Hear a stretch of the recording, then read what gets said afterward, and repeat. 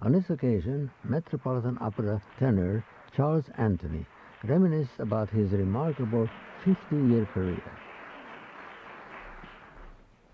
On March 8th, Mr. Anthony will be celebrating his 50th anniversary at the Metropolitan Opera.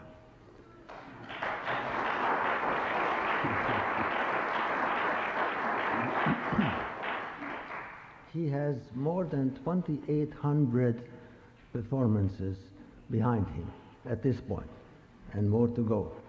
This is an astonishing total. To give you a few more numbers, he has sung 110 roles in 69 operas. Staggering.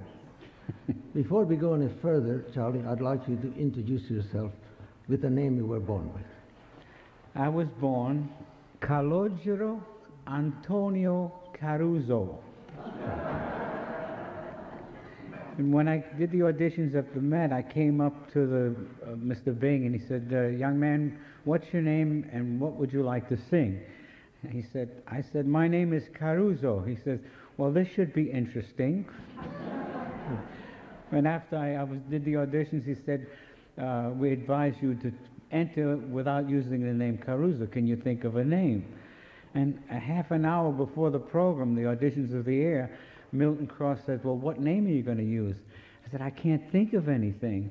I said, just leave off the Caruso and call me Charles Anthony, which was the literal translation for Calogero Antonio Caruso. Yeah. So I became Charles Anthony in a half an hour. Now, I have two questions to ask you, Charlie. Number one, do you still remember, we are working with young aspiring singers here, do you still remember your audition selections at the Metropolitan? I sang in the Louis Sherry's Lounge from Mr. Bing, yes, and Mr. Rudolph and Mr. Gutman. And the first thing I sang was De miei volenti spiriti. It was the first aria I sang. And the second one was Elle ne croyait pas Frominio, was the second thing I sang. And then I was on 3 times, and I did about 6 different arias on the Met auditions. Well, the rest is history. Coming back to your debut as a simpleton, by the way, in Boris Godunov. And it just so happens that the Boris was sung by George London. Tell us about your impression of him and general that performance. I was so stunned by the voice of George London. I had a line to sing to George London when he says, go pray for your Tsar, poor idiot. And I'd say, no, Boris, I cannot pray for you. I must not pray for a child's murderer. And his henchman said, be silent, fool. Arrest that stupid fool. And George said these words, don't touch him. And to this day, I get goosebumps when I hear in my mind his voice. This may sound odd to our friends here tonight, but in those days, at least in this particular opera, it was sung in English. Later on, it was changed, and all the new productions, especially now with the subtitles, it's become academic, and everything is done in the original language. As a young singer new to the Met, and in addition to your, what later on became your landmark roles like Spoletta and Matteo in Arabella, we talk about that a little later, and various other things, Altum in Turandot, you must have covered for lyric tenors. I did. I covered most of Valetti's repertoire at the time. I covered him as Ernesto in Don Pasquale, and I covered him Almaviva, perhaps. Almaviva, and I covered him as Nemorino. And on the tour, I actually got to sing Nemorino, yes, because he canceled. And I'll never forget that. That was such a frightening part of my life to go in Boston to sing the role of Nemorino. But thank God it went well. But you also, in those days, there were student performances where sometimes covers had their big moments, and they were able to sing. Yeah, student said, performances, I sang Rodolfo, I did Don Ottavio, and the Don Ottavio went rather well, and I even did a couple of performances at night with Leontine Price. And it was a highlight, one of the highlights of my career. Well, you mentioned the word highlights. Would you like to single out a few other highlights? Well, I was in the debut performance of Leontine Price and Franco ZEFFIRELLI. It was a double debut. And they were both magnificent. But when we came to the scene, when I say, siamo giunti, ecco la torre, ove di stato gemono I prigionieri, and then she starts, Vanni, go away, and I'm fine, don't worry about me. And she sings the great aria d'Amo sulla ali. Well, before we went on, Leontine said, Charlie, wait a minute. We won't be late. I guarantee you won't be late. So she stopped. I was holding her hands, and it was like she was like ice cold, her hand. And she looked up and she said, God, you I've ever heard. It was so great that there was no applause at first. I said, my God, they're not going to applaud? And all of a sudden, out of this dark abyss came the most deafening roar I have ever heard from an audience. And there was the second longest ovation in the history of the Metropolitan Opera for her debut. And the first one you told me was Salome with Valic, yes. I heard about that from the late Francis Robinson, because you know, he was Francis. like a living encyclopedia of Met history. Yes, he was. Through most of it. And this is what he told me, and as far as I know, it has not been duplicated since, although there were many great ovations since. In your long career, you must have had some occasions where surprises happened and you had to perhaps suddenly take on a role that was not in your vast repertory. Well, that one evening, I was scheduled to do Elma in Arabella with George London. He was Mandrika. And there was a snowstorm. And the man who was going to do Matteo couldn't make it. So I was in the city. I didn't go home. And I worked all day long with Maestro Leinsdorf. All day with Leinsdorf. And I went on that night as Matteo. And the biggest compliment I have ever gotten in my whole career was from George London. He says, my God, you didn't even make any mistakes. Tell us maybe another highlight of your career. You said something, we spoke a few weeks ago actually, on the phone, and you said something about the Rosenkavalier where as the innkeeper you had to, I don't know, suddenly do something or something happened. Well, I had done that role of the innkeeper I've done more innkeepers than any other role that I've done at the Met. I think it was like 148, 158, I'm not sure. But the one night in Rosenkavalier, I was so sure I would never miss an entrance, and I knew when to go in, But we're taught at the Met not to go onto stage until the man with the book sends you on stage. And I thought he was a little late, you know, because I have to run in and say, Ihre Hochfürstliche Gnaden, die Frau Fürstin Feldmarschall, which is a high B flat. Well, I was late to be sent in, and I came in only for my last word was Marshal. I missed the whole line. You missed your B flat? I missed the B flat. And I went and I apologized to Jimmy. I said, Jimmy, please forgive me. I don't know what happened. He says, oh, I was so glad to see you. I thought you had a heart attack. That role in Vienna, the last time I saw it was many, many years ago, the innkeeper was sung by a gentleman named Terkal, who had been, in his early years, a first line tenor. So the B flat came easy to him. He didn't have to do too much else. Anyway, you've been singing, you had been singing during your long career with a lot of very memorable people. And for instance, Birgit Nilsson, you mentioned Leontine Price, you certainly mentioned George London. You had several occasions singing with Birgit. There's a story with Birgit. Tell us at least I was one doing story. the sailor's voice in Tristan and Isolde. And performance after performance, I would watch Birgit walk around the railing of the ship and put things all around the railing of the ship. So finally I said, Birgit, what are you doing? What are you doing on the railing of the ship? She says, I'm putting my voice around the railing of the ship. I said, what do you mean? She says, I put my Swedish cough drops all around the railing of the ship. There is a seasoned performer for you.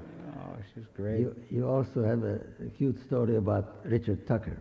Richard Tucker, God rest his soul, wonderful, wonderful tenor. Before he would, I did Edmondo when he was the De Grier. And before he would get to the big aria that he sings, Donna non vidi mai, he'd tell me, but just before that, kid, get me a candy. So a candy to Richard was those triangular Vicks cough drops. And there was always someone in the wing with a box of Vicks cough drops. And I'd get to him just before he had to sing, and he'd take a few swigs of that cough drop, take it out, and sing Donna non vidi mai so gloriously. I mean, it was to die, it was so beautiful. And after he passed by me on the stage, he says, thanks, kid, I couldn't have done it without you. Because of the cough drop.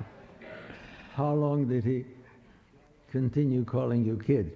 Oh, he never called me Charlie. Kid. Really? I was kid. To Dick Tucker, I was kid. Come here, kid. But he was a loving relationship. Right, naturally. Yeah. I loved Richard Tucker. Yeah. He was a wonderful tenor.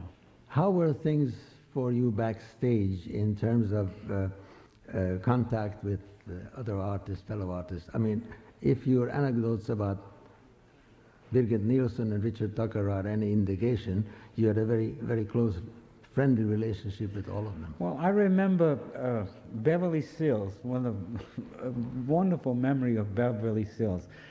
This diva came in to sing Violetta. And, you have great trepidation. You don't know how you're going to react. They don't know you, and you see them for the first time. Beverly Sills called me into her dressing room before she did Violetta.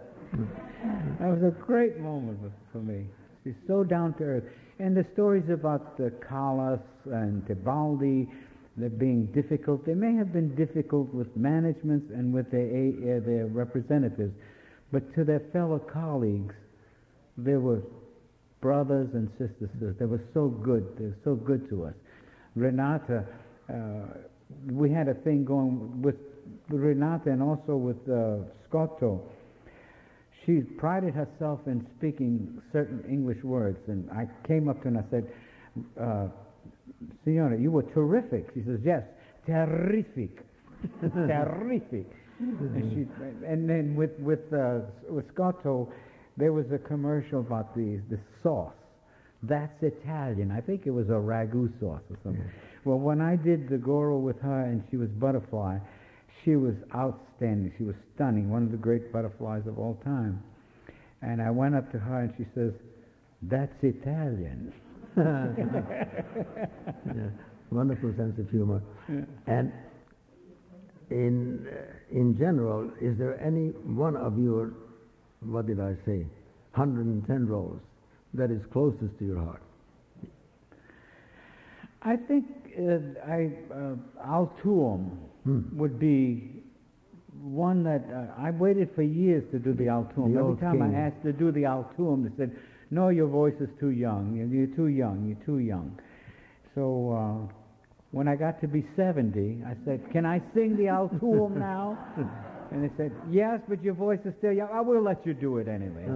And I've been doing it ever since. Well, this is your predecessor in that role was the great Alessio De Paolis. And I remember him. Man. I remember him, and he reached a point where he didn't have to fake old voice. It was his. He could sing his own, but Alessio Di Paolis was the most frightening Spoletta I have ever seen on the stage. With a minimum of motion, the audience would be riveted on Alessio Di Paolis. When Cavaradossi is shot, it was chilling the way he had this cane. He had a crooked cane that he used, because he needed a cane later on in his career. And the way he would walk over with such arrogant disdain for the dead Cavaradossi, and with the cane flip the robe over and almost want to spit on him. It was frightening. You didn't take your eyes off of Alessio Di Paolis. He was a great artist. Well, on March 8, 2004, Mr. Anthony will be singing Spoletta, and I'm sure it will be very scary. Thank you very much, Charlie. It's been a pleasure. Thank you very much. Thank you.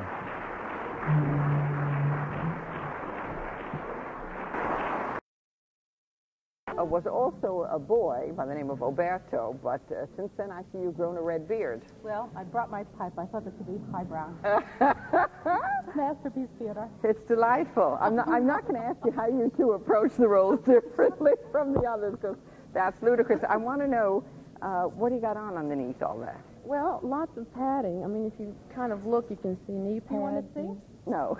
No. Just tell me. This is for family I viewing. don't want to be saying Shoulder, that I've bared everything from my heart. elbow pads, and I have built-in Joan Crawford shoulders here in my costume that I love. And lots of our own padding we have. So. I can understand how one prepares for Lucia or Oberto, or you're going to do Mimi on our national tour. How does one prepare for a fox? Well, actually, you know what? I have watched every single PBS animal show there is. I have all of them on videotape. In fact, last night I watched one on otters, just to remember. You know an opera that's got some otters in it? We could probably. Something or otter, huh? Oh, that was awful. It's okay. There's more. The hysterical thing to me is I dieted for this production. And now you're all added. Non-stop Sarah Lee could not have done to my hips what Maurice Sendak did. But I could tell you're thinner. Where? You two do a terrific tumbling act coming up. We both count the black and blues after this opera. Do you? Oh, sure. Did you go to a gym or anything for No, and I wish. I mean, did I pay to send you two to a gym? No. Being Catholic Speaking about that, all that kneeling, but Being Catholic helps. Oh, man. Do you enjoy this kind of role? Well, I love this because it's you don't have to worry about singing. You know, it's not a great singing role the way, you know, Lucia or Pulicani or something like that is, but it's a great acting part, you know. I mean, when you get to, well, I shouldn't give it away what's coming up in the next When scene, you get to move your leg when somebody scratches your neck? Be an animal on the set, it's just wonderful. I really love animals anyway. What did you say to Maurice when he showed you this costume? Thanks a lot. I said, why did you tell me this before I dieted? No, I get a lot of. They're just very warm. I mean, obviously with a wet towel, they're very hot, and there's a lot of stuff underneath them. I bet. I get a lot of mail about why the male fox is played by a lady. You know, they're always, when you come out with a little, you know, strut, Like they're John always College and Union Fox. Exactly. They're always very surprised when the female voice comes out of it. And I'm very busy answering the letters. What do you and say? I say that Mr. Janacek wanted it that way, and that the adjustment to a male voice simply really doesn't work in this kind of part. And for myself, I'm crazy about the blend of the two female voices. Yeah. I just love it. It's a lovely duet. Yeah. It's so exciting. And one phrase that is coming up, I will spill it a little bit. Can it be that I am beautiful? Oh, isn't that heaven? It's not. She just kills me every time. I just love it. I keep thinking, he should have put that line in 6 times. He does. It does. Oh, he puts it in over and over. It's an enchanting piece, and you've done. Have you ever seen it from the front? I saw one act of it from the front, and it just knocked me over. Maybe you can run home and watch it. I always run to the wings for the final act with the children and the Don't give it away, though. The last thing is... It's very moving, and it does sort of point out the fact that animals somehow have managed to live on this earth with a little more respect for each other's lives, and then Uncivilized souls. Uncivilized souls than we humans have. It's you know that there are people weep when you die. I won't tell how that happens, but they do cry when that happens. The most incredible thing happened. One performance was all of a sudden in that dead silence, I heard this one little tiny voice say, "Mommy, is she dead?" Oh, oh no! All right, you have to go back and go to work. I'm enough of looking at these costumes. Have a good time. Thank you very much. See you soon. No. I had the pleasure of talking with Martina ARROYO, the outstanding soprano and teacher. I don't have to introduce the lady on my right. Ms. ARROYO has had a splendid career.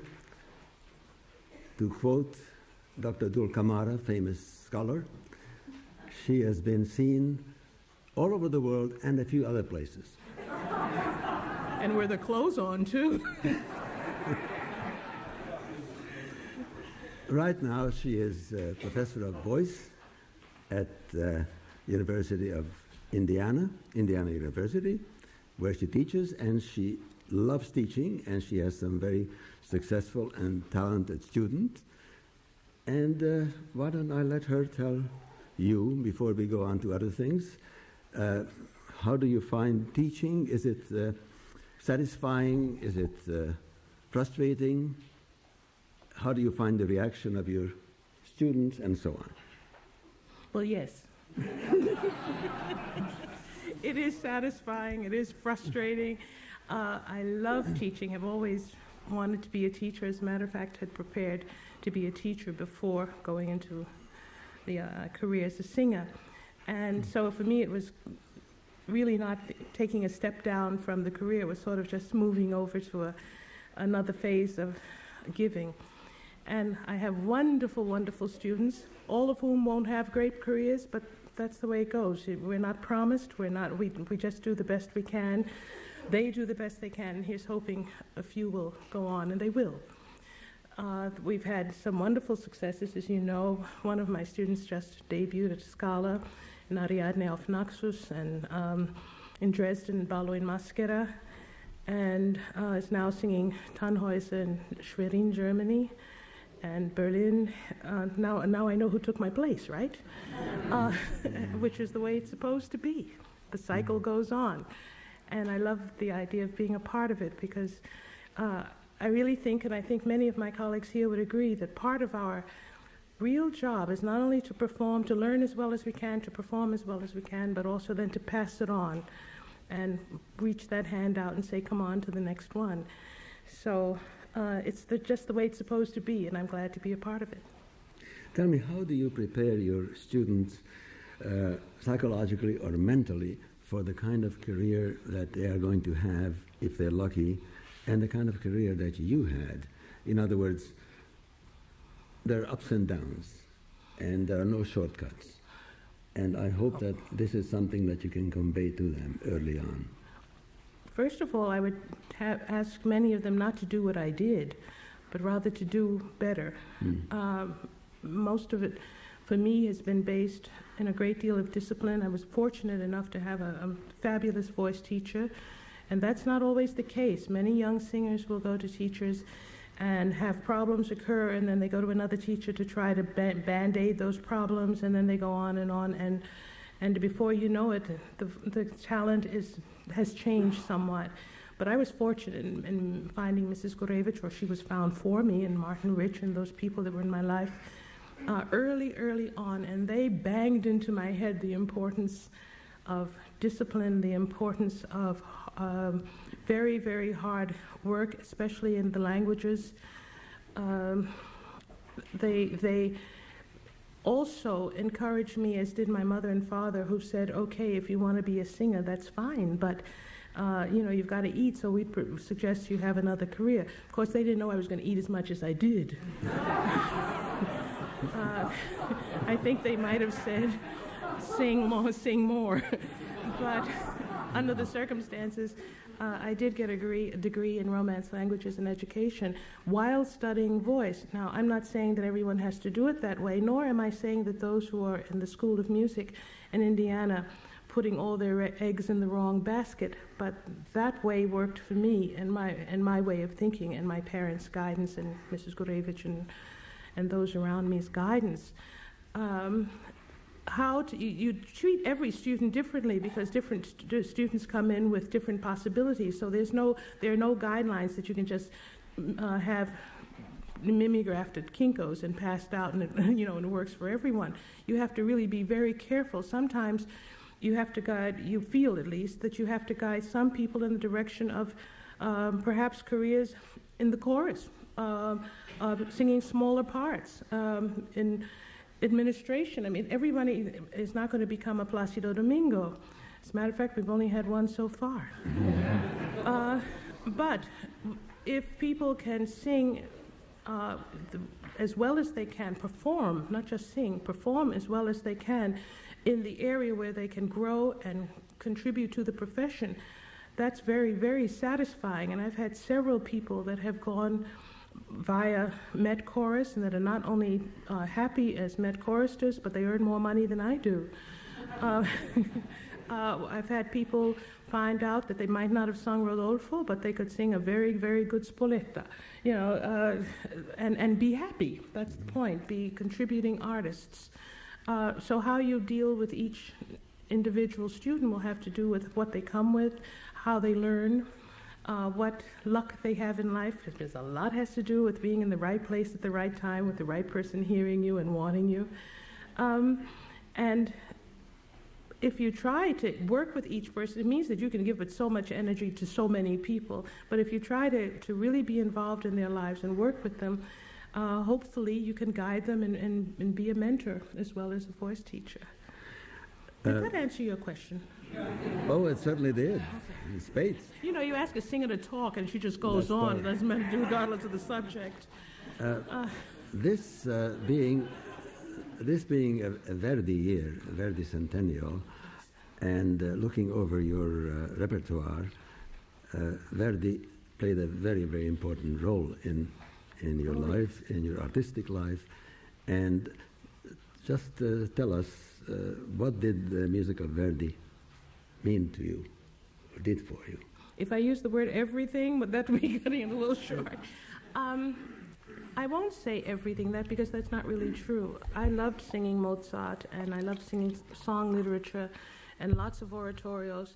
When I say Verdi, I'm talking now mainly about opera besides the Verdi Requiem. That you learn so much. Mrs. Gurevich always insisted that I could sing So Shall the Lute and Harp Awake from Judas Maccabeus with the Fioritura. She said that, you have to keep the voice young and move and agile and so forth.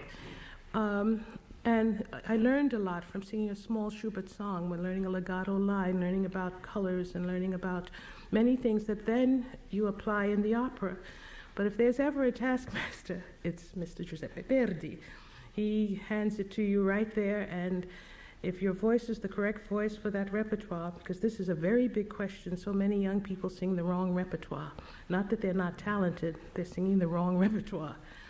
And so many people that are hiring don't know how they should be coached and how the voice should sound and what the voice has to do in order for them to be successful in that repertoire. Now, not everybody, I'm just saying that can be the case and has been. But Mr. Verdi expects you not only to sing well and to be a character, because for me, and it's become more and more over the years, the words are so important, and building the character, making that character a living person on that stage. And I say that because I'm sitting here looking into the face of Regina Resnick, who was one of the greatest performers on stage, which is a little bit intimidating, But when you learn from people like that who know how to do this, and you come out totally green, just learning, scraping your way along, you realize how much you've got to learn, how far you've got to go. As a teacher now, I want very much to instill in their lives, the importance of the text, the importance of learning a stage craft, the importance of studying not only their roles, but why the roles were written, by whom they were written, what were the influences, what many other factors that deal into coming on stage as Aida or Leonora, whichever part.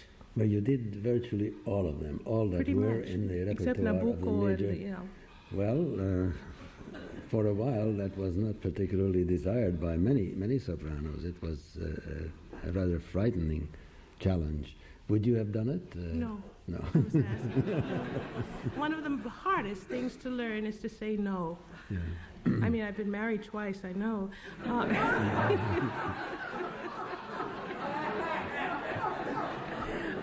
But for a young person that's offered a very important role, Nabucco, I mean, Abigail is a very important role in a very important opera, and probably in an important situation, to say no, to turn down not only the opportunity to perform in front of people, but to accept the money. And many of us have to eat up. I don't want you to think I only think of eating. I'm using that as an example of just surviving, pay your rent, etc. Sometimes it's very difficult for that person to turn down the repertoire that's not right for them, but it has to be done. A young soprano, gifted or blessed with a voice of really dramatic size, but not too much experience. And if this particular young soprano runs into a manager or an impresario who says, I have a role for you, you have the voice for it, and describes the role of Abigail to a young lady who really doesn't know anything about the role. Mm-hmm. At the same time, there's a huge temptation to say yes. Oh, because, yes. And doesn't that person have a teacher or a mentor who would be involved with their lives? Doesn't that manager care about the life of that young artist? Those are questions that are discussions we could have all evening long. Just the role of the manager, the role of the mentor. Yes. If the young person themselves cannot understand that this should be turned down, That's then right. they have to be guided and told why, because it's important that you know why. Not just someone say, no, I don't think you should do that. Well, that's no answer, really. Why shouldn't I do it? What is there about this role and this repertoire that my voice isn't ready for? Will my voice ever be ready for it? Can I try it out? I thought when I was 15 I was the best butterfly in the world till I heard it done properly. Back to Schubert. You once told me that after your debut, which was in Don Carlos, in the role of the heavenly voice, I never got on stage.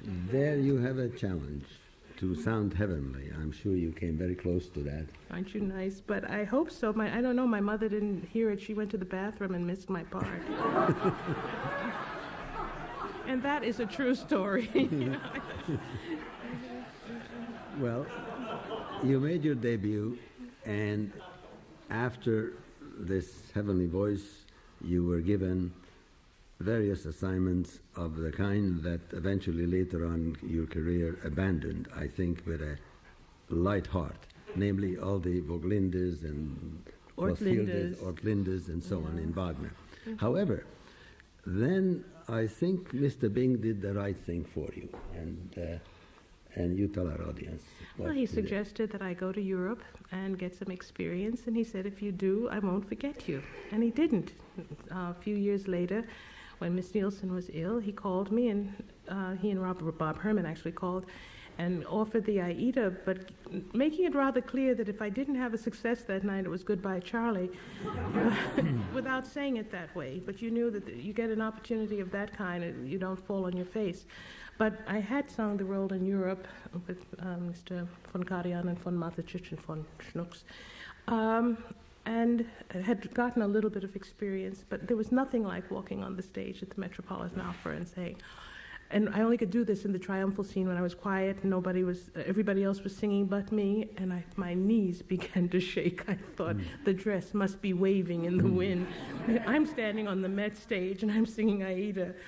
That was very special. And Mr. Bing not only kept his word that way, but he gave me other contracts as well. Mm-hmm. Yes. And when I said I can't sing Chrysothemis and I can't sing Nabucco, he said, okay. What do you think you can sing? Of course, then I gave him a list. And by that time, thanks to your experience in Europe, that was quite a list. I mean, it probably had Santuzza on it, the Leonoras. Well, the Santuzza wasn't on it, but I'm glad it came about. Nice. That was a fun role, yes. Yes, just offer a ham singer a part where they can roll on the floor and be thrown around by Franco Corelli. What more can you? Having dropped one name, may I ask you to drop a few more singers that you had a great deal of pleasure working with, singing with, or against?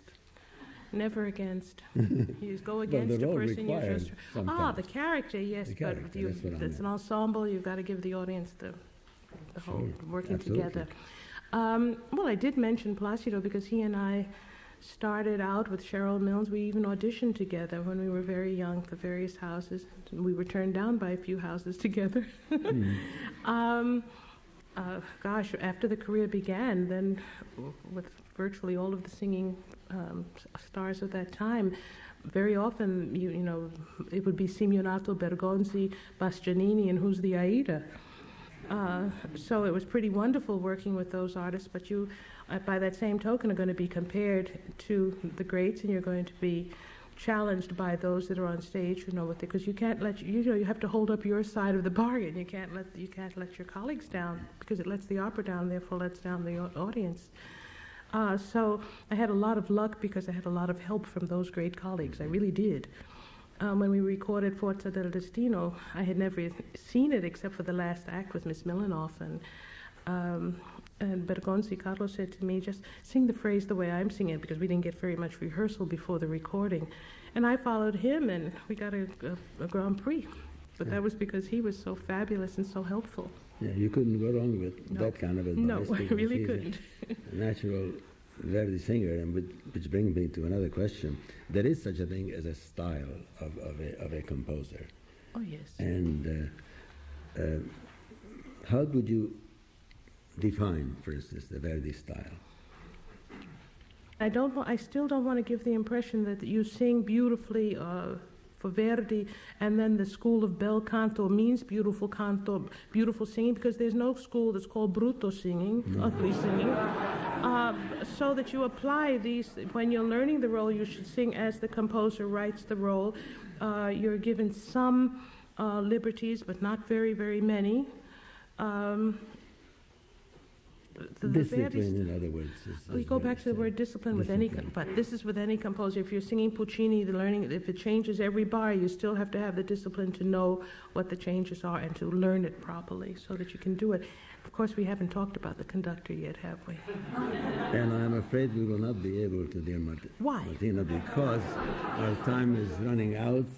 I think we're 15 minutes over. No, not.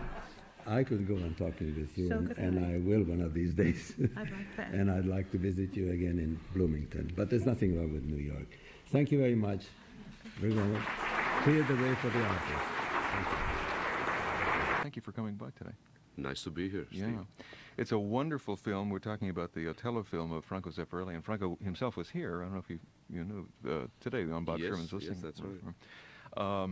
We saw the film Monday night, and it's magnificent. And you are Iago. This is, of course, the Shakespeare play Otello. Placido Domingo is Otello. Katia Ricciarelli is Desdemona in English. And it seems to me that ZEFFIRELLI focuses a lot on Iago. You are Iago, well, and it's almost your film.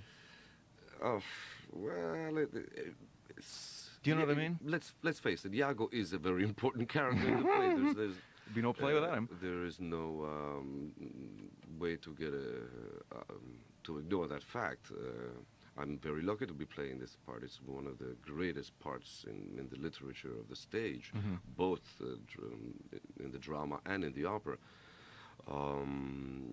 After all, he is the one that makes everything move, everything happen. Otherwise, Otello and Desdemona would be very happily married forever after.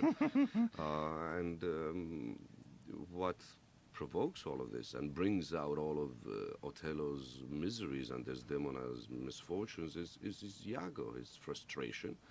I had to analyze his role quite a bit because I thought that too often Iago is portrayed just as an arch villain without any real reason why. You play him very subtly. As the camera looks at you, there's just a little eyebrow arches. It's wonderful acting. Thank you. I gave it a great deal of thought. I reread the play many times, and What do you think Iago was? I mean, he wasn't a sick man. Well, Franco says he was, that he was, that syphilis was, he was riddled with syphilis and all of these illnesses that were very common in those days. I had to go back a little bit further and find out why this man acted and why he did what he did, why he went to such extremes. And it was very simple. I think this new post of captain, he deserved. After all, he was Othello's friend during more than 100 battles, he said so himself. Shakespeare makes a very good case of this, and so does Verdi. And to a lesser extent. Yes, this Cassio is a young upstart, fresh from military school in Florence, and he gets the post. Iago cannot understand this. Why did he pass me over? And this is something that happens right now, absolutely, every day in all walks of life. People get passed over in jobs, in a bank, in a hospital, wherever. And people get killed, and people start telephoning people's wives and telling them your husband is fooling around with so-and-so. This kind of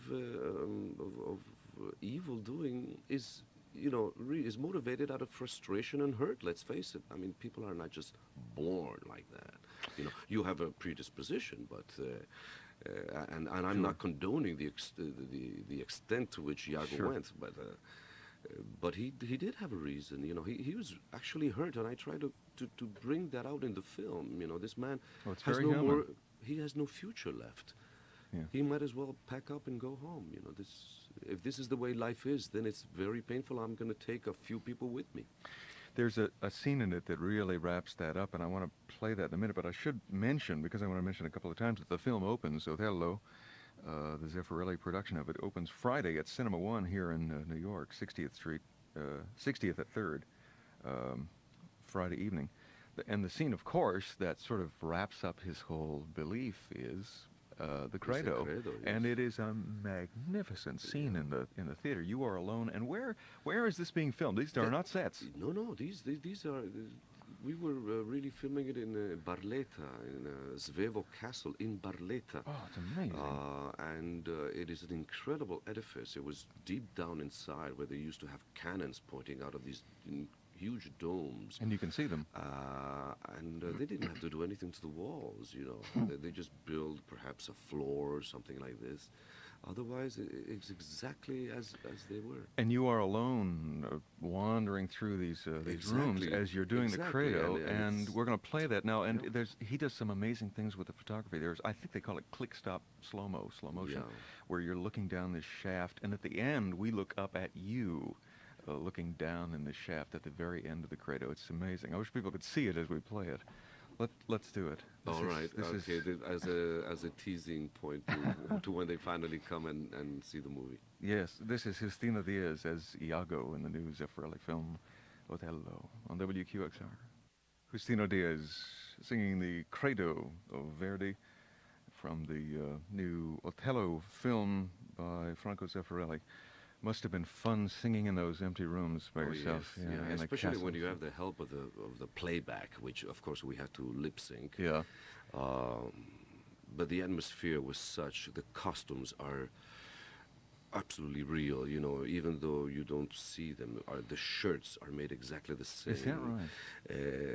Every garment was real. The boots, everything was made to order. And I was asking you before if you don't feel more like Iago doing something that complete rather than going to the theater at night and doing it, although but I mean, you're living it for so many hours a day. Yes, you don't see the audience, and everything behind the camera is very quiet, so you can really concentrate on what the director says to you for that particular take that might take anywhere from 10 seconds to 30 seconds or a minute and a half or two even.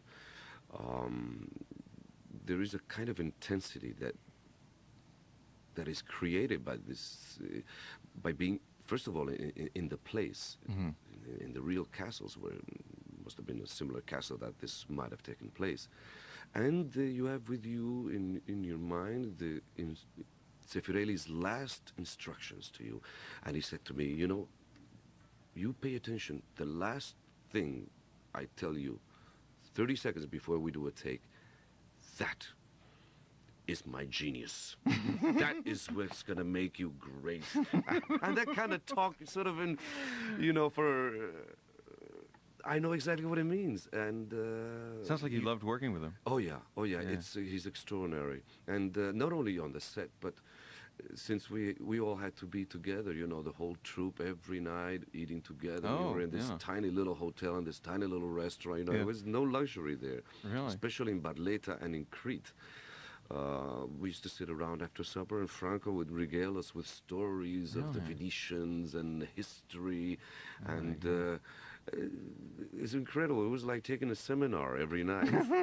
He is such a cultured man and such a wonderful, warm and giving person that it was really an extraordinary experience for me. The film is extraordinary too, and I hope people will see it. It opens Friday at the Cinema One, 60th at 3rd here in Manhattan, and it's going to open in Los Angeles like in, what, the 20... On the 17th.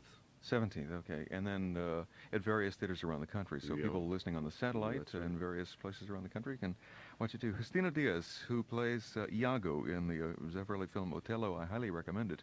And what a great... They have to, as well as here, they have to see the Kratos scene. They just have to do it. It's an absolutely beautiful film. Not because I'm in it, but it really is. Every time I see it, I detach myself, and I get, as Caruso used to say, very emotionated.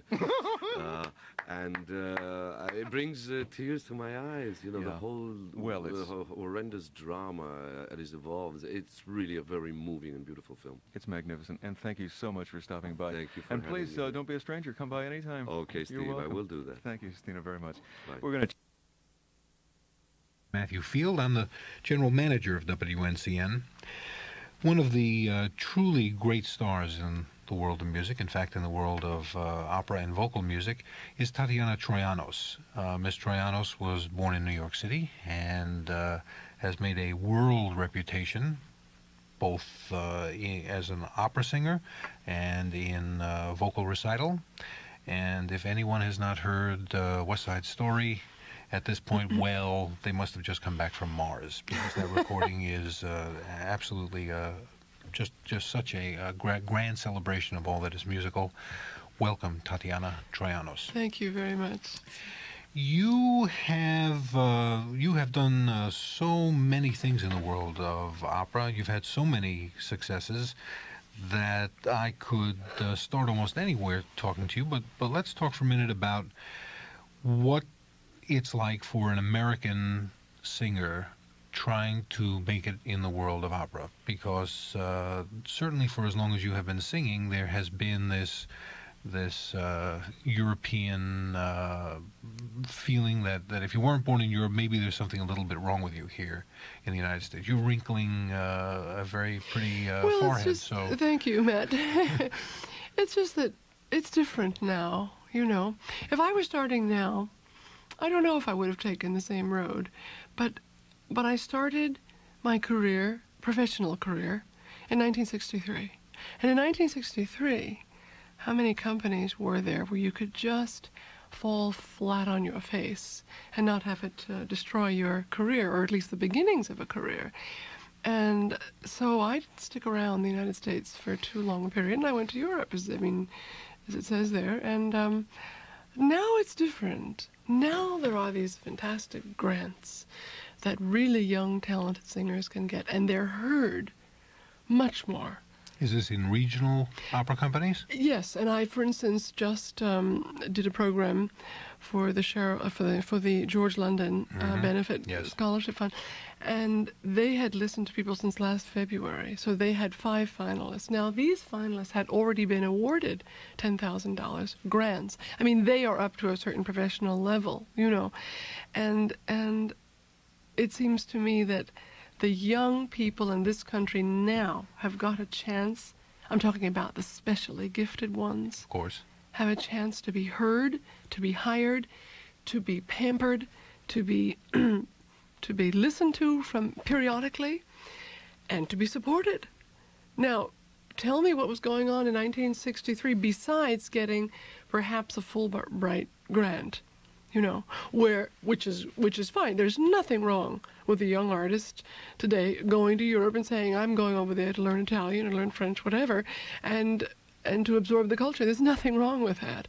You know, it just depends where the opportunities are, what your voice category is like, and what your temperament is like. But for you, those choices were not I had available. no choice. I had no choice, really. And so Europe was There was no what other had to way do. for me to do it, you know, because I needed to get rid of a lot of nerves, and I had to try things out, and I had to make mistakes, and I needed that freedom, which I certainly could not have gotten here. So much has been written about the voice of Tatiana Troyanos that... Has there really been so much? I have some of it right here. An awful lot of it has to do with the type of voice that you have, because you're a mezzo-soprano, you're a dramatic soprano, you can do coloratura. Well, I'm not a dramatic soprano. All right. Perhaps I'm a dramatic mezzo, but I don't even think of myself as that. I try and think of myself, as I always have, I think, as a lyric mezzo that from time to time feels that there are other possibilities available for me. But really, I have all these years, with all the temptations that have come my way, basically I have really stuck to my repertoire. And it is hard. You know, everybody... You know, they offer you this, they offer you that, and Fidelio and Lady Macbeth, and I can go on and on and on. And to just stick to what I do best is a challenge. But what you do best is so far-ranging that it is, I mean, from Carmen, which I read an article in the International Herald Tribune says you might try singing it again, but there was a time when you must have been sick to death of singing Carmen. Well, yes, I sang it in a lot, and I sang it in 3 different languages, and I think that was a wonderful period in my career. But it's wonderful how a career takes on a life of its own. Yes, you guide it, you're in control of it, but it's, in a certain sense, it does extend itself, or it decreases, you know, and mine is just extended.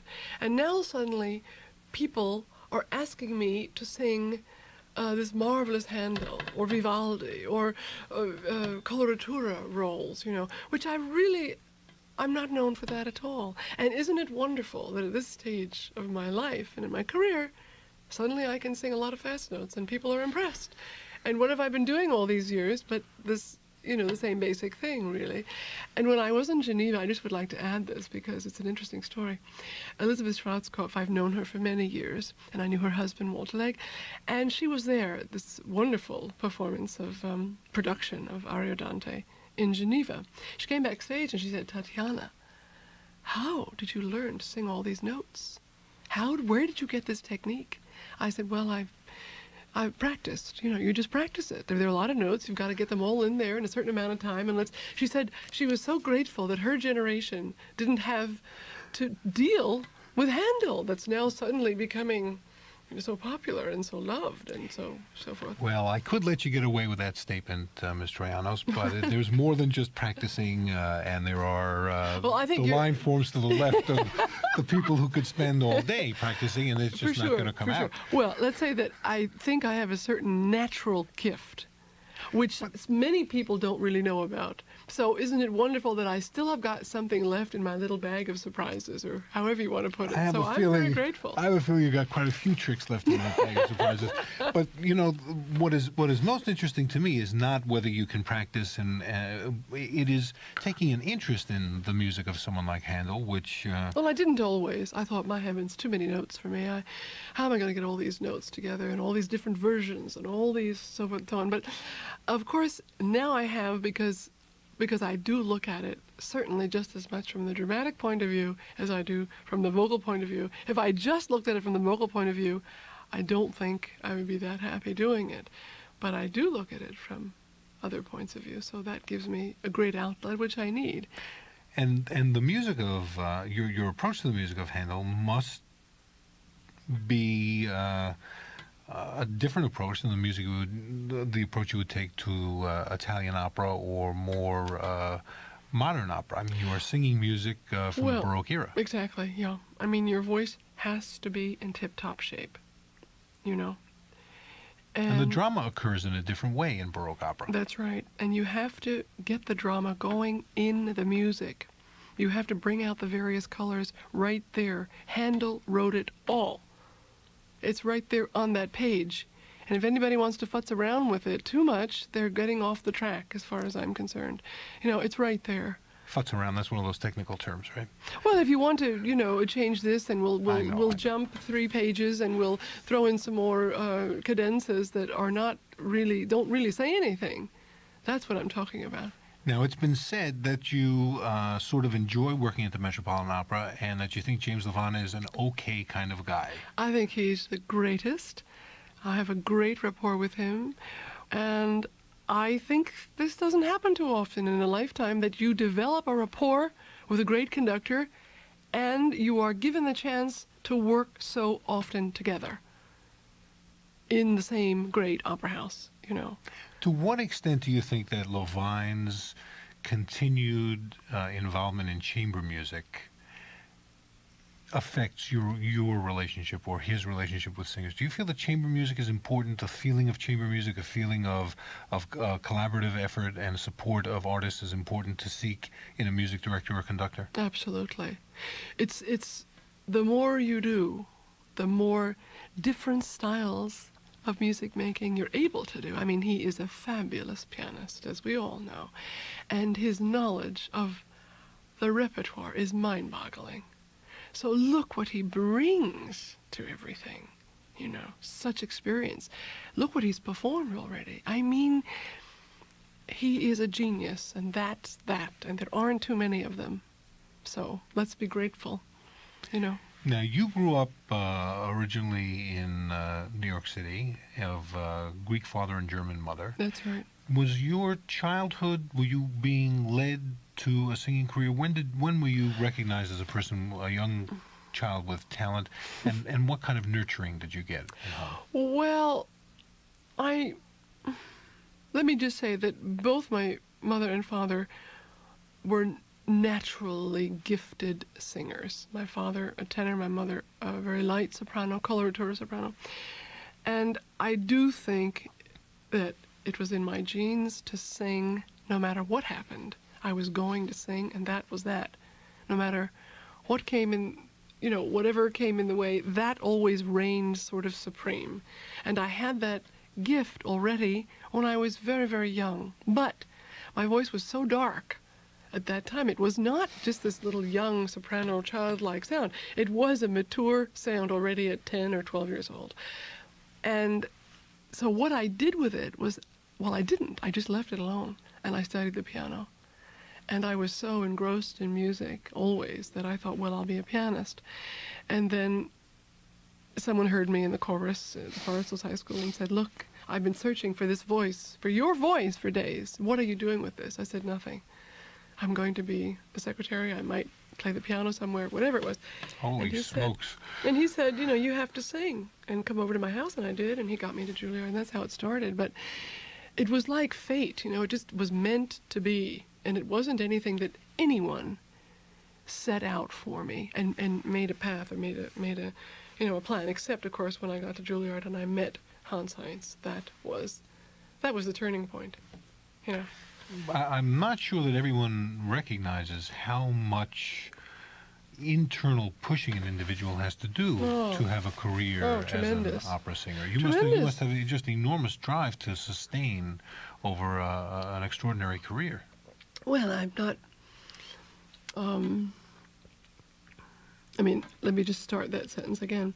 I've been singing now for 23 years, and that doesn't include the years that I went to the Juilliard Prep School and the Juilliard School. So I made my debut in '63. So it's a lot of self-propelling ambition, love, fulfillment, disappointment, everything, you know, but that's what it is, you know, and you have to accept it. And the great times and the not so great times. The important thing is that you just keep growing, you keep learning, you keep having a good time with it, and you give pleasure to lots of people and love Well, that is truly what is extraordinary about Tatiana Troyanos, is the continued growth throughout your career. And that's what makes listening and watching Tatiana Troyanos the experience that it is. Any new recordings that we should be looking out for, Ms. Troyanos? I don't think so. Then we just have to go out and get another copy of West Side Story. Please do. We will be back with our guest on Inside the Music, Tatiana Troyanos, when we continue after this message from Keynote Magazine. I'm Matthew Field. My guest is mezzo-soprano Tatiana Troyanos. There are incredible things to talk about in your career, among them the 3 years in a row opening night at the Met, and all the Ariodante that we have been talking about. You are able, it seems, to move between the areas of staged operas and opera concerts and West Side Story and appearances with an orchestra. You seem to want to do all these different kinds of things with your voice and with your whole presence. Is that something in one's nature, or does it make it more difficult for you to have to adjust your voice and your whole presence to a concert performance or an opera performance? Does that make life more interesting for Tatiana Troyanos? Well, life is pretty interesting enough, actually. You know, many of my colleagues, they just will perform opera, you know. They won't, for instance, go out and do recitals, or very rarely will they do orchestral performances. And I suppose I could have done that too, because I'm certainly very much at home doing opera, let's face it. I mean, that's where I sort of live and breathe, you know. But it does take a different preparation, vocally and mentally too, to do recitals. You have to scale it down, you have to find the beautiful colors, you have to sort of be more souverain, if you know what I mean. And yet you must communicate something to the audience too. And so my career really has been full of challenges, and I haven't run away from it at all. You know, I've just really gone out for it, and the repertoire too suits me so well, so it would be a shame really not to sing it. You know, I mean, when you sing the Bluebeard's Castle, for instance, by Bartók, and you get a chance to do it with Chicago Symphony under Schulte, I mean, really, when will I ever do that piece under such circumstances, you know? So, and all right, so I sing it in Hungarian, you know, so you go out and you learn Hungarian, you know? Well, yeah, I mean, you learn one of the most difficult pieces of music that has ever been written in Hungarian, in something that you're not going to do 25 performances of a year. That's right. And as when you're doing a recital, you must prepare a program and add, or at least bring up to performance level repertoire that you don't sing on the stage. Which takes time. That's a lot of work. Takes time, yeah, and one has to also try these things out to make sure that they do suit you, you know, and that you're starting with the right pieces, and that you can get rid of whatever nerves you have in the beginning, and then you get on with it, you know. It is sometimes seems to me to be frustrating for an opera singer, because we are living in an age when classical music in general is playing to audiences that, on the one hand, there is a small audience that is very sophisticated, then there's a large audience, and one wonders, with the educational system in the United States, especially music education for non-musicians being what it is, one wonders what an audience can appreciate. You are technically an extraordinary singer, and it is clear from listening to you both in person, on stage, and on records, that you work hard to make sure that what you want to hear in that performance is going to come through. Does it bother you that a large percentage of the population won't listen to opera because they think it's a fat lady with horns, or that a lot of people just don't have the knowledge to understand what is going on when Tatiana Troyanos sings? Maybe Tatiana doesn't understand it either. That's interesting. No, but I mean, I certainly do feel that the audience for opera has just increased enormously. We're also celebrating our 10th year from the Live from the Met, you know, the television broadcast. And I would imagine that that has had an awful lot to do. Don't you think? I absolutely do. I mean, yes. the letters that I get from people are just extraordinary. So I'm reaching, you know, some people that I'm making very happy. I mean, they have a love for it, and I touch something in them so that they respond, and that's what one is interested in, you know. I don't know how else to all I know is that I feel very positive about the quality of the audiences and what they do understand and what they want to hear. And they don't want to be sung down to either, you know. They don't. They want your best, and they want and they want also this sophisticated repertoire. And so one does have to have a balance, though. It also depends where you're going, where you're singing. Another performance of yours, aside from Live from the Met, that has received enormous audiences because of the fact that it was made into a film, was the Jean-Pierre Ponel production of Clemens and the Tito that you sang in at Salzburg. He, Ponel, has been a controversial figure of sorts, and in fact, the world of opera seems to, over the last 10 years, been host to the controversy of what should a stage director do, and what's the relationship with a conductor, and where do singers fit into all this, and should everything stop while a singer takes off into the planetary spheres doing some cadenza or something? Well, listen, I mean, let's face it. There are not that many great directors today, and Jean-Pierre is certainly one of them. Absolutely. And I, as I've said so many times, you know, I need a strong stage director and conductor and colleagues. I need strength all around me. We all do, to give our best and to bring us up to the top level that we want to be at. And where are they, you know? I mean, they're very, very rare, as far as I'm concerned. Not everybody is willing to admit that. Well, it's true. It's absolutely true.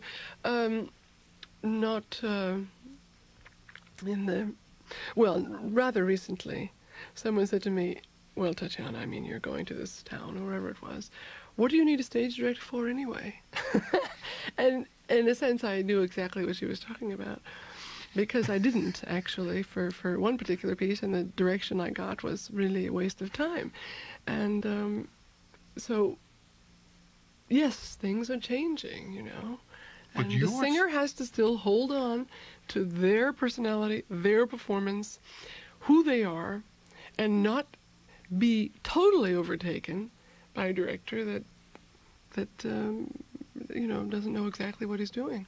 But a director who does know what he's doing and allows you to know what's going on and act as part of an ensemble and yet explore your own... And really directs, is up there on the stage with us, watching every movement, watching what we're doing, why we're doing it. That's what a director is supposed to do. I've worked with great directors in 23 years, and I know what a great director does. And he sees it all.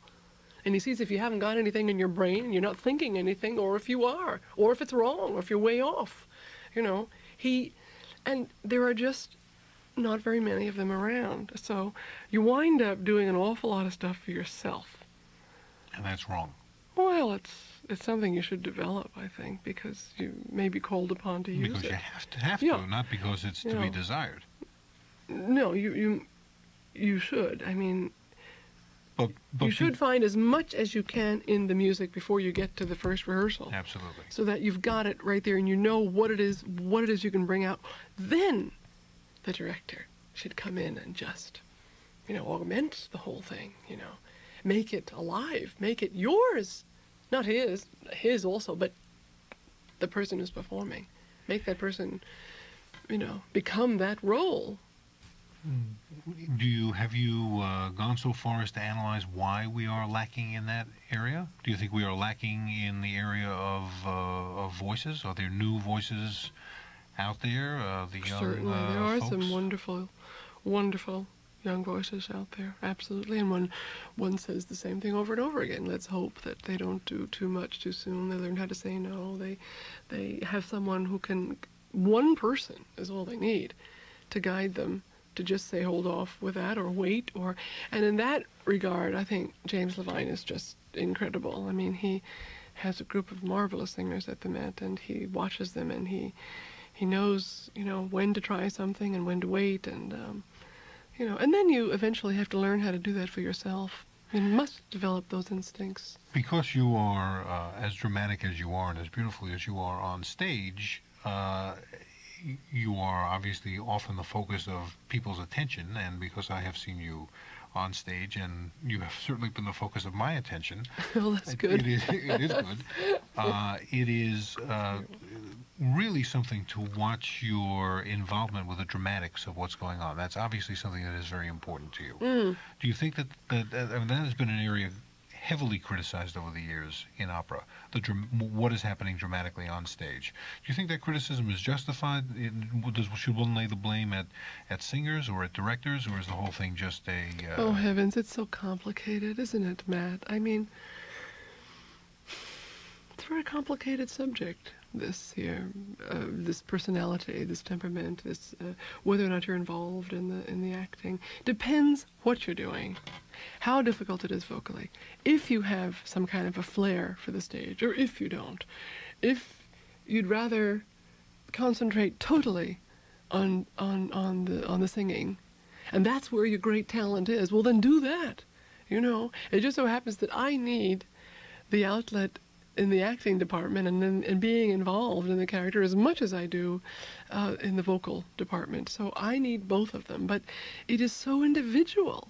There is no set formula, How can you tell a great singer, of which there are really relatively few? Well, that person really, doesn't get into the acting. So what? So they sing gorgeously. Well, so what is that... so what is that the public wants to hear also a great voice. And if that's where their talent lies, and that's what they do best... Then let them do recitals. No, then... I mean, surely it's not a question any longer of just standing there and singing, right? I mean, we're talking about different level there, but, but some people's temperament have to be expressed in a certain way, and that's where they're most comfortable, so. I have got to say, if you've never seen Tatiana TROYANOS sing Lulu, that is really your loss. Well, I actually, let me just add that I've never sung Lulu, and I doubt if I ever will, but I do sing the Gräfin Geschwitz, which is really a marvelous, it's really an acting role. I think if I would not have become a singer, I certainly would have tried to become an actress. Now, wait a minute, we had pianist, secretary, singer, and... Well, it's not, when you consider all those fields, they fit in very nicely, The secretary will have to work on a little bit. Listen, if you don't have some secretarial skills, it helps. This is absolutely true. Yeah. The recording of West Side Story has broken every record that has ever existed for a recording, with Bernstein himself at the helm, and a superb cast with Tatiana TROYANOS right up there singing her heart out. I have very much enjoyed spending half an hour with a very, very special woman, Tatiana TROYANOS, the extraordinary mezzo-soprano. Thanks so much for being with us. Thank you very much. You've been listening to Inside the Music. My name is Matthew Field. Let's compare in size to powerful these voices. Yes. Actually, there's some kind of controversy about this, because I was leafing through one of these magazines from a local radio station, a rival of yours, Stefan, and someone had written in a letter, an angry letter about someone who had dared to say that Björling's voice was small. I heard Björling a few times in Philadelphia in the late 50s. I heard him in either 58 or 59 in Trovatore with Stella Simeonato and Bastianini when I was 10. And I heard a concert that year, so I wasn't the most experienced opera goer in the world, but I had really grown up with his records because I love the voice, and I had several of the records, the Trovatore on Victor, the Manon Lescaut, which I still think he's a marvelous de Gruyere in that. So I had some notion of how the voice sounded on records, and I was at first rather disappointed because the voice really didn't have the kind of physical heft or impact that the Victor records suggest. It was a lighter sound. It didn't penetrate quite as much. It did not have very much squealo live. Björling. And I would compare it in a sense to the young Domingo, the Domingo who was really at his best in the mid-'60s when he was singing a lot at the City Opera and in his first season or two at the Met in the Turandot and Adriana Lecouvreur, where the voice, again, was just not enormous. It wasn't Corelli size or Tucker size, because these were really imposing voices to hear live. There was never any question. Björling was lighter live. I must say, though, that by the end of the evening, when your ear had accustomed itself to the fact that the voice wasn't the way it was on the records, the voice was quite audible. It's one of those interesting phenomenons about voices. It was one of those voices that really did carry well, that really did seem to bounce around the house, but it just wasn't a voice of sheer impact, of the kind we don't seem to have very many of. I would say that in terms of projection or carrying power, Pavarotti probably has a bit more, is my impression, is that it's a lighter timbre. It's not as ripe a timbre as Björling had. It's not as rich a timbre. But the voice is big. It's a big lyric voice, Pavarotti. I've heard him all over the place in all kinds of halls, and I must say that it really carries. The voice really has a lot of presence. And on a good night when the top is working, a good deal of squealo, I would say. Wouldn't you say, Stefan? Yes, I certainly would. What do you think, Jack? Yeah, absolutely. I have a question. Why is it that I've never much enjoyed Delmonico on his commercial recordings, but when you play him on your pirate recordings, I like him very much? I don't know. It's microphone placement, I really think. I think that microphones in the house emphasize. Also, I think on the videos, I've always disliked the commercial Delmonico records, but the videos from Tokyo, which I hardly recommend to anybody who can acquire them, are a revelation. It's almost an entirely different singer. I mean, the conviction and the abandon and the intensity, the ability to be caught up in the moment, and the impact of the voice, the fact that he's producing these tones, these huge tones, with almost no obvious effort, the complete naturalness of his method live, are amazing, and they're very different from what you gather from the commercial records, where it sounds like a constricted, forced, inflexible voice, blasty, and where you also notice the imperfections of pitch and the inability to modulate the tone and all of that. Whereas in these live performances, it's really an extraordinary impact. I was never a great admirer of Delmonico, whom I only saw after I admire greatly, I must say. And I really loathe the record. And I think the reason is I have it on compact disc. It's actually no wonder it's loathsome.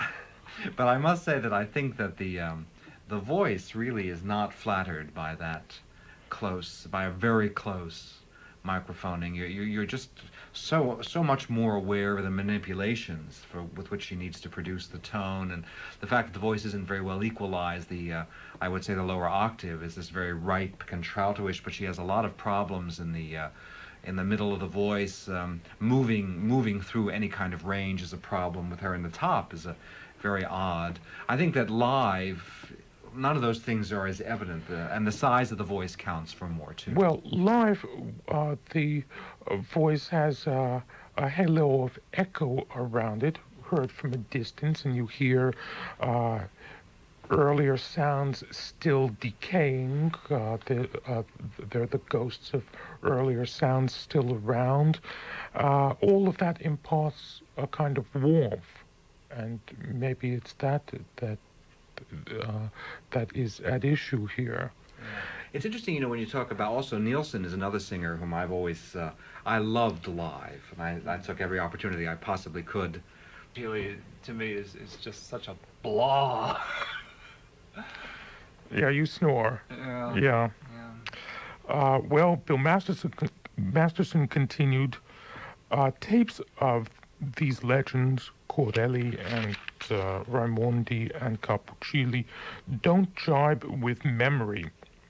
Live, these singers afforded a different experience. Delmonico last week seemed monotonous on record.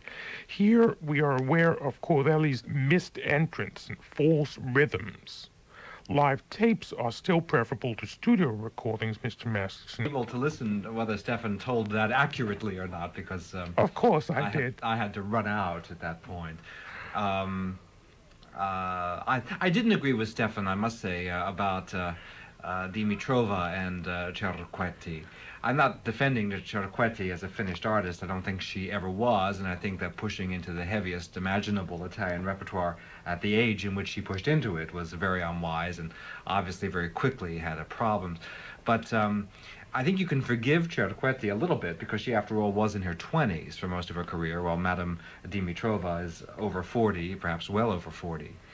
And you would expect more routine and more discipline and a more imaginative approach than you would from someone who is just starting out. I would make the comparison of Cerquetti and Milo. That's what I would say. I think they both are singers of considerable promise. We'll have to see in Milo's case whether she can parlay that promise into anything. But that's the comparison I would make. And I think that naturally Cerquetti had a much more beautiful sound than Dimitrova, if you can forget the problems that she had, especially with pitch and toward the top. Well, I think it was a natural sound. It was a very beautiful sound. I don't think Dimitrova's... her propensity to sharp somehow reminds me of Dimitrova's. Well, but I think in terms of caliber and quality. I must say, though, to go back to the gentleman who called about Björling and Pavarotti, Björling increasingly remains my favorite tenor, I have to say.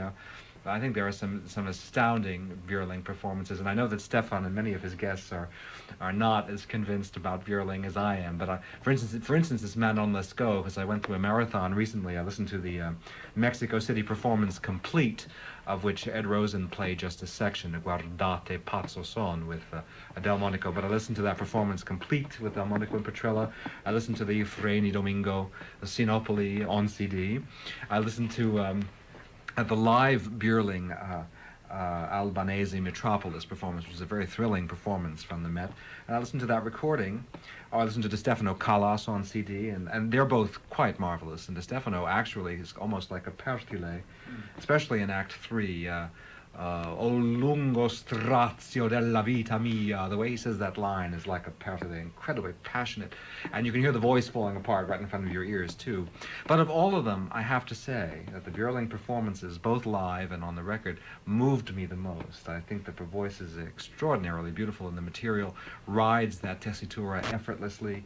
There are fewer contrivances to get around it. There's a wonderful ring at the top, and yet the middle of the voice is very mellow. There's a marvelous legato. His declamation is very precisely pitched and quite firm. Albert, I thought you responded to singers who inflected more and well, but I think you're unfair to more Björling, impassioned vocal actors. If we were to bring on some of those records, I think you would hear that he does inflect. He's very passionate in the melody. You're accusing me of not having listened to Björling? No, but I think that I'm not so sure that I really agree with your assessment of him. I think that he does inflect.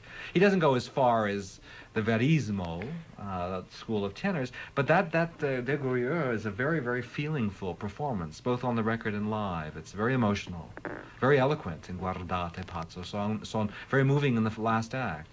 Some letters here. This from... And, Vickers ducked the B-flat at the end of Al Chiostro all'Eremo. I was having a lot of trouble that night. I'm quite an admirer of Vickers, I have to say. I'm not so sure that I thought that was the ideal role for him. And Arroyo was just really not very good. But there was this old man standing beside me, and he saw me flinch at the occasional or not so occasional wrong pitch or a sharp or a flatted pitch. And he said, "Why are you flinching? I go back to Caruso and Poncel. And this is every bit as good. In fact, that young girl up there," he meant Arroyo, "that young girl up there, she's the equal of any of the greats." Well, I beg to differ, I'm sorry to say, but then again, I didn't hear Poncel and Caruso, so maybe they weren't as good as we like to think they are.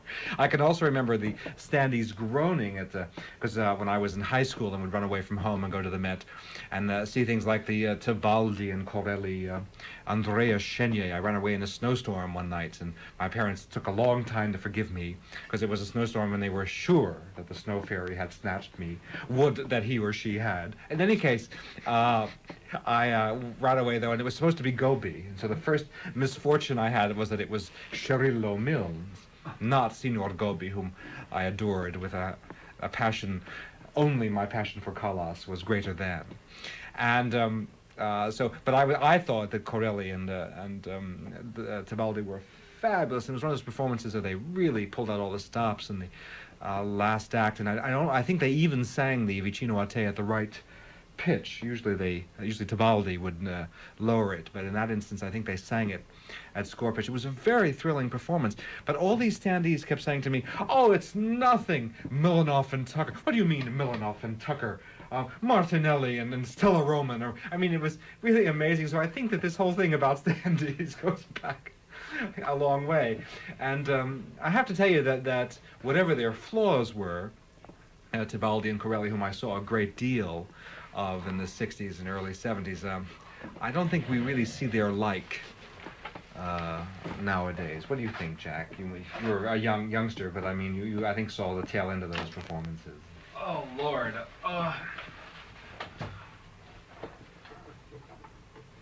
Jack.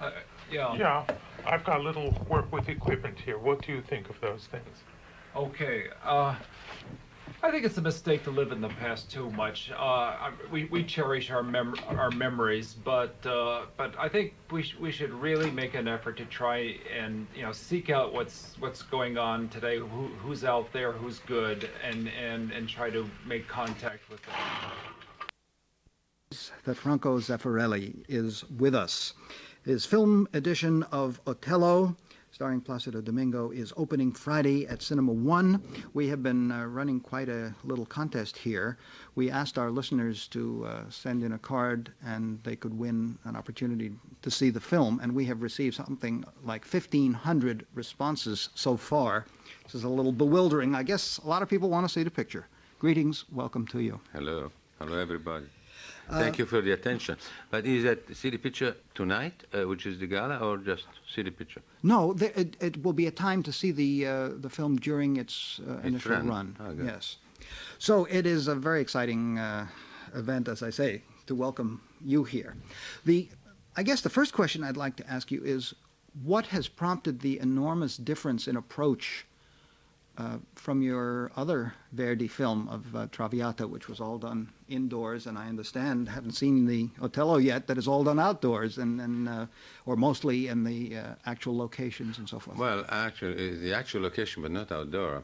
Outdoor, very little. As a matter of fact, I shot it very much indoor, in these tremendous halls or corridors or these fortresses I've been shooting in. But the whole point was really to give the feeling that people were living a very claustrophobic life. And that's why the tragedy comes to this such a horrendous age, because people are trapped. They're really trapped. If they were living in more outdoor, more in Venice, for instance, it wouldn't happen. But because they are prisoners themselves of a fortress, of a garrison, this kind of terrible ordeal can develop. Perhaps what you meant was that it was reconstructed in studio. Yes. Yes. Yes. Yes. Traviata was entirely done in studio because I wanted to have this nightmarish fantasy of this dying woman, and that could be controlled much better in a studio set, except for that moment when she goes to the country with him. That was shot on location in France. But we didn't reconstruct anything for Otello except for the bedroom at the end, and the rest was done in real places, places where the Venetian garrisons lived for centuries. Quite extraordinary. I've been visiting those places in the past years, beginning my early years at the University of Architecture. The castles of Puglia, which is the southern Italy, the heel of Italy, and where the Spanish and the Germans, pre-medieval, have built these extraordinary fortresses, people don't know about. But now, after the film, they will know. The local people bank very much on the publicity they'll make. Come and visit those fortresses because they're quite unique. And then the island of Crete, Heraklion, where there was one of the strongest strongholds of the Venetian Republic, and a lot of monuments are still there. Mr. Zeffirelli, a number of singers have said on this program that they are subliminally and sometimes more dramatically than that affected by the sets around them, by the costumes they are given to wear and so forth. Do you think that taking Otello into these settings affected your thinking as a director? Did they affect the concept that you brought to the picture? Well, naturally, yes. But their imagination is already very, very much alerted by the musical impact of their interpretation is already done because we record long before we begin to shooting. So at least half of their approach to the role is already established. Then, of course, being surrounded by something that makes them believe they are real characters is essential. Their acting, particularly in this film, one of the most valuable achievements of this Otello is that the acting is absolutely 100% perfect, superior. There is no flaw in any of them. And that must have been a little bit because of the general artistic feeling we had for the piece we're doing, but also because they felt really like the characters in the tragedy more than the characters in the opera. They felt really that they were living an experience, a dramatic experience. They can touch with their own hands a believable world that surrounded them. And that has affected the drama and the reality of the passions. We had quite an extended conversation with Placido Domingo here several years back, quite a number of years back, actually, when he was singing Otello at the Met. I'm very anxious to have him back and get his feelings now that he's done the film. Justino Díaz, I might mention, is going to be here this afternoon talking with Steve Sullivan on our afternoon program live, so we'll get his concept. We are now, however, going to go to the tape that we have of the first act of Otello, and we're going to hear part of the last duet, the ending of the duet, and you've said that this is a sort of pivotal in your thinking, not so much in the opening scene as the way it ties the entire opera together. Would you? Yeah, because it's first of all love. I mean, you cannot do anything in a creative world without love. Especially in performing arts, you must have the love scenes. You must have stories of love, people in love, people dying for love, people killing for love. Love is essential and pivot, really, to any of the Verdi's tragedies of Shakespeare, as well as love. Ambition, yes, ambition, hatred, but there is, in the end, even the most ruthless characters have to come down to terms with this issue, love. Otello is particularly important because it's really a conflict between love and hatred, between good and evil, the whole tragedy. And Verdi has enhanced that. He has even made even more evident the confrontation in a Catholic fashion, in the confrontation between Satan and God. There is more God in this, permeated with divine presence and diabolical presence, the whole opera. And the music enhances that to the point of having the marvelous prayer of Desdemona at the end, which I have used instead of the Willow song, which was a bit too much stuff for the last act. Though it's a good piece, I don't think it's as good as the Ave Maria. But I'm sure the music critics and music experts would cripple me for that. But I had no time for both pieces, so I had to choose between one and the other. But also there is the constant praying God, and imploration. I hope later you'll let your listeners listen the begging of Otello to God to spare him all this suffering, which is the most marvelous imploration. I mean, it's a prayer. It's full, permeated with the idea of God. Even Iago, in his most famous aria, Credo in un Dio crudel, it's, I believe in a cruel God, and the whole thing is about not believing in God, but believing in God. Yes. I mean, by the fact that he refuses the idea of the divinity, he admits it exists. So it's a challenge throughout the opera. The way Verdi has and Boito have woven this idea of good and evil, Satan and God. Then love is the essential element in it. In fact, what triggers Iago is jealousy himself. He's jealous. He's jealous of Otello and Desdemona's happiness. In fact, he says, even in Shakespeare, he says, oh, what is such a sweet music, I'm going to stop that music. And that's why Verdi has given such an extraordinary weight and importance to the end of Act One, the love duet, which lasts about 9 minutes of heavenly music, which he echoes in the moment of gloom, in the hours of suffering, at the very end, before and after he has killed his wife. Again, these extraordinary waves of melody, of love melody, come back in a different context, naturally. And that has been one of the points that one should be grateful to movies, because I could bring the two moments so similar in place, while in the bedroom of the two characters, while in the opera the first love duet has to take place in the docks, because that's where you are on the pier, and that's where they sing in the pier, which is, it doesn't matter actually, but that's the kind of things that cinema can mend and enhance the intention of the author, which was not possible to realize on stage. The closing moments of the Act One love duet from Otello. And of course, we heard Placido Domingo and Katja Ricciarelli. Franco Zeffirelli, who directed, conceived the film, is our special guest today. And Maestro, you have also done several Shakespearean films without opera, without music, the Taming of the Shrew and Romeo. How do you feel, how well do you feel that Boito, for instance, condensed Shakespeare? How much of Shakespeare is left in the opera? Well, Boito was particularly expert of Shakespeare. He did two masterpieces, I think, with the two librettos of Otello and Falstaff. Falstaff especially is unbelievable, but he put together the two plays of Shakespeare and in a way that should be adopted for this stage too.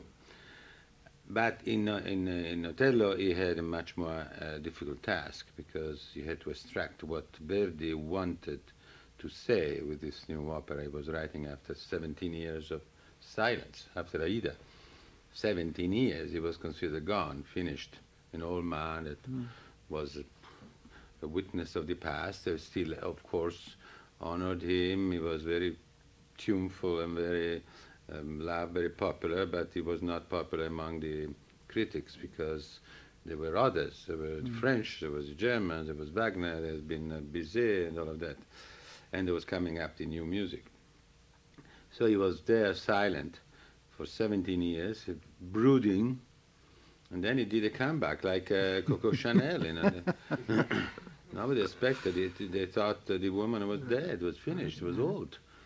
And then she came out and put everybody on their knees again. Got rid of the new look of Dior and all of that, and came back with this simple black dress. Verdi didn't come back with a simple black dress, because he came back with a monumental Otello, but he had been brooding seriously and studying seriously the new music and the new dramatic kind of librettos that had become so fashionable, with like the Wagner's epics, you know.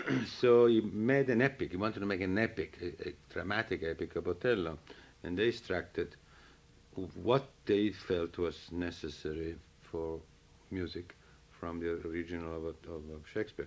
They cut all together the first act in Venice, and everything took place in Cyprus, which is very important. It took place in this cage. But there was not in Shakespeare, for instance, a love duet. They were just whispering nice words to one another, but you know, in Shakespeare there are never love scenes. Even Romeo and Juliet, there is either before or after the actual performance, never during. I mean, Romeo and Juliet is the balcony scene or the farewell scene, and in the middle there is the sex scene, which we don't see. And the reason is very simple, because it was all played by men at the time, and the boy of 18 or 14 was playing Juliet. So there couldn't be anything of like we expect today, which the cinema could do. In fact, when I did the film, I had introduced the actual love scenes, and everybody who's not familiar with Shakespeare thinks that those scenes are written by Shakespeare, but they're not. And Antony and Cleopatra is another epitome. Cleopatra was a man played by a man of 27, an actor of 27, the Queen of Egypt. And so to have love scenes between a man of 27 in drags and a more mature warrior. I don't know, it might do well these days. You can't tell. La cage aux folles. Yeah. So we always see before they go to bed or after they come out of the bedroom. So why was I saying that? Well, because that's a non-Shakespearean thing that they did. Boito and Verdi, they introduced a 9-minute love duet. Because for Verdi, as I said before, and for Boito, this was an opportunity of establishing the triumph of love.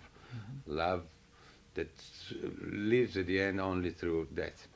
And at the end, in fact, after he has killed his wife and is about to kill himself, the love spasms with this incredible music that he has composed, the simple, angelic tune, anguishing, where your heart really bleeds when you hear it. That's the consecration of love through death. So that was not really Shakespearean. But in a way, it's more Shakespeare than Shakespeare. I personally cannot go back to hear Shakespeare, Othello. I miss all the time Verdi's superimposing with his genius. I mean, it gives a larger scope, I mean, deepening of feelings and focusing more what's important in the original Othello. Yes. I would imagine seeing the Belasco Madame Butterfly on stage acted without any music would be a hopeless Tosca, task. Sardou, I cannot watch Sardou. I was the other day invited. 5 acts of Tosca without the music. Come on.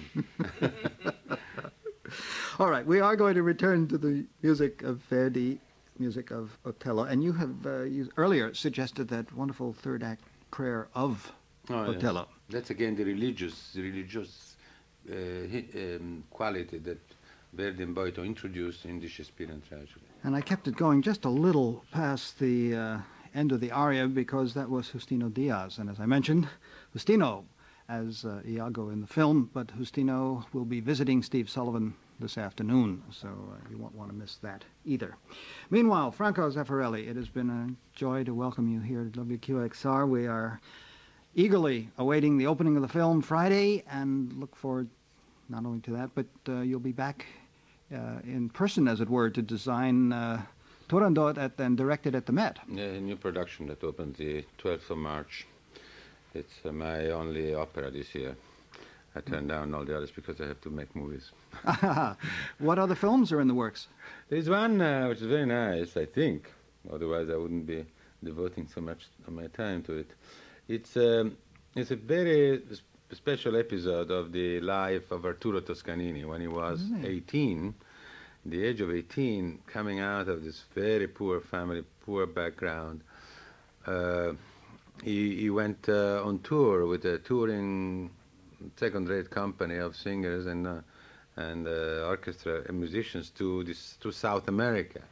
And for a series of circumstances, he was called to conduct Aida for the first time in front of the Emperor of Brazil. And that was his birth as a conductor. But the circumstances and the whole atmosphere of that first debut is so exciting that I decided to make a film of it. Fascinating. Who's going to play Toscanini? I think it's a boy of 18, boy 17. I think I found one in Los Angeles, in California. Very nice boy. That should be a fascinating project as well. Franco Zeffirelli, thank you much for joining us. Thank you very much for asking me. I'll come back. Absolutely. Well, perhaps in March when Turandot is Definitely. here.